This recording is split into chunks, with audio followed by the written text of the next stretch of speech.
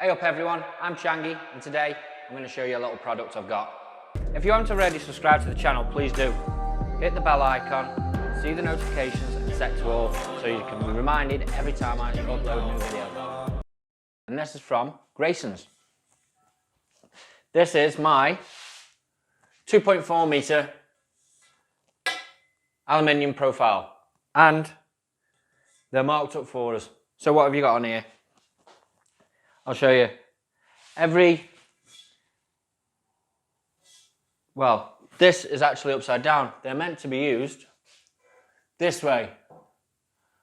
You can use them this way when you are clamping on to, say, an extra lift. If you're going to start from the bottom, you want to turn them upside down. And if you send them past, they've got markings for where your block courses go. So 1, 2, 3 for your block courses. Pretty self-explanatory. Thank you to Claire Spivey for sending these out from Grayson's. They're a wonderful looking product. They're really good quality. They've got a paint on there, green paint, marked up for your blocks every time.